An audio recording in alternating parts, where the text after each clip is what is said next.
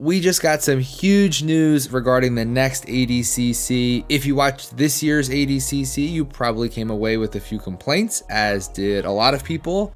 The jiu-jitsu was incredible. It was great matches, but the production left a lot to be desired. A few days ago, it was announced that Mo Jassim would be returning for his third stint as head organizer of the event. Do you think bringing back Mo will be good for ADCC?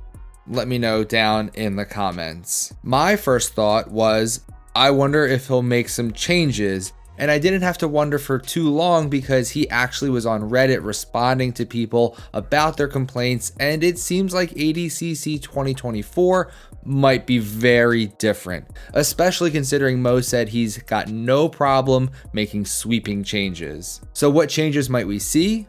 Let me do you a favor and go to Reddit so that you don't have to. At this year's ADCC, a lot of the reasons that people were upset centered around timing. Personally, I hated the fact that they started 90 minutes late on Saturday, and then we had to sit there for over an hour while the old Pride lady read the name of every single competitor.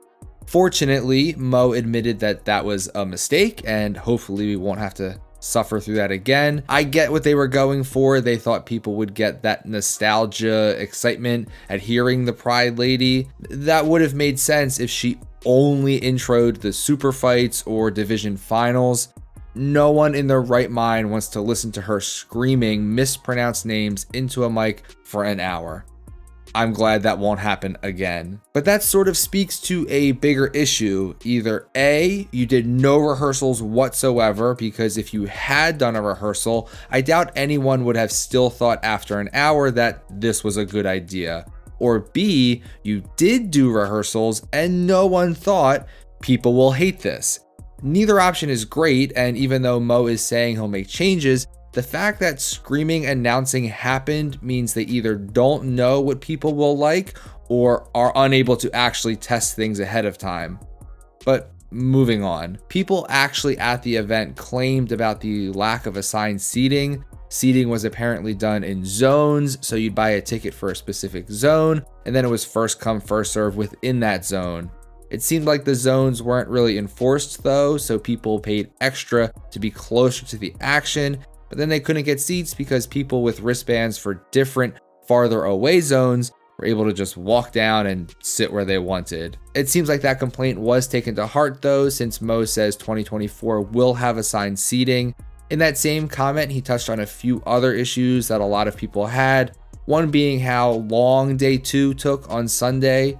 There was a long Hall of Fame ceremony in between matches that slowed the whole pace down, so it would be good if that was moved to a different day.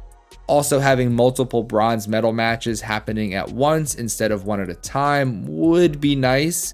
It would also be nice if you didn't have the super fight that everyone waited years to see start around 1 a.m. Monday morning on the East Coast.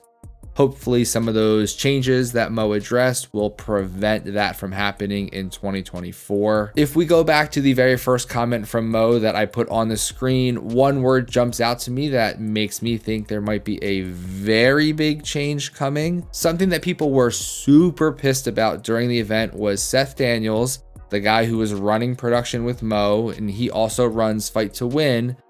Now, personally, I don't have any problem with Seth. I've competed for him a few times. He's always been good to me, but I do know a lot of people don't like him. He didn't do himself any favors when he posted this during the event, where in response to people's complaining about certain parts of the show, he was less than tactful. There's a lot to unpack here. He says the show is on his time, not ours.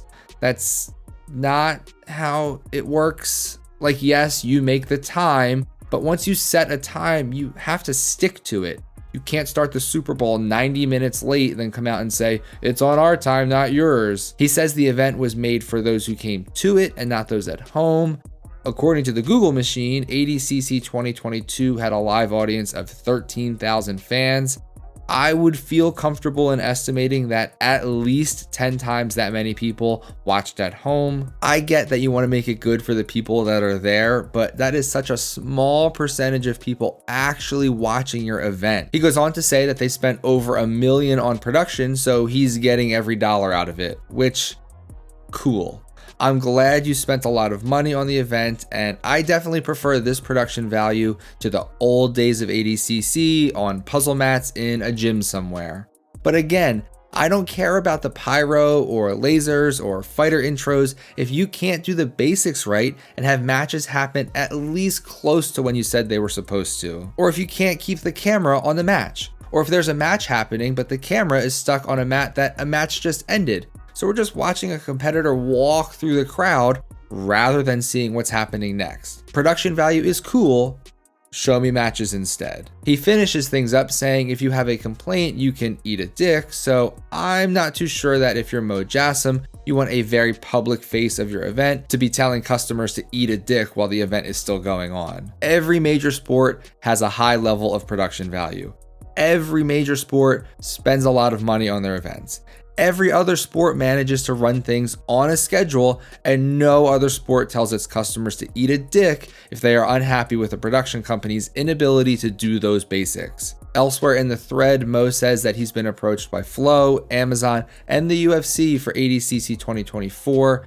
People hate Flow grappling, as I've talked about previously, and that video is up here. But I have to imagine that if ADCC 2024 were to be broadcast on Amazon Prime or by the UFC, that neither of those companies would have much of a want to do business with a guy like Seth, who's going to tell their customers to eat a dick. And they could also probably handle the production side of things without a need for his help. Personally, I don't care what Seth says on social media so long as the event is run smoothly without issues and the production value is there, but that wasn't exactly the case this time around. No matter who's running it or what changes they make or don't make, I will still be watching ADCC 2024. It's the biggest event in our sport, and I just can't see a way in which I don't want to watch. What changes would you like to see Mo Jassim make for the next ADCC? Let me know down in the comments. While you're down there commenting, please give this video a thumbs up and make sure you are subscribed to the channel. I will see you all in the next one.